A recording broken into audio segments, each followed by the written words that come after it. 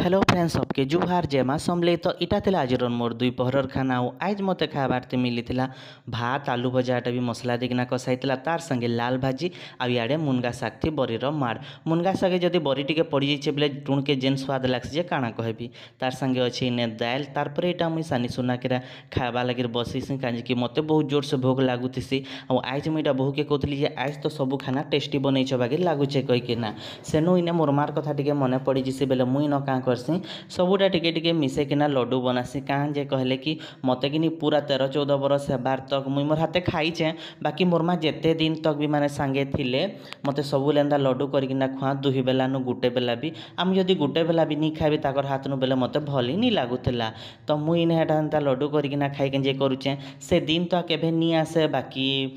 मने करब बेले केन केन दिन बहुत खुश लागसी और केन केन दिन से कथा अगर भाबब बेले कांद भी लागसी तो इने मुई पहला खाइसी कि मोर बहु के रिएक्शन देसी जे सतेरे खाना आज बहुत बढ़िया बनैछ कहिकिना बहुत टेस्टी लागुचे आ एतकी कहबार के किनी मोर बहु दुईटा गुड़े डेगी डेगिना फेर रंधा करबाकसन मुई कहसी जे काଣା हला कहिकिना इने आनिकिरा फेर मते आमिल के देसना कहसन जे इटा भी रंधा आइतला मुई तुमके देबा लागिर भूली जाइथिली जे कम अच्छे कहिकिना आ से कम अच्छे कहसन बेले देख तो सते मोर हाथे भी नी आस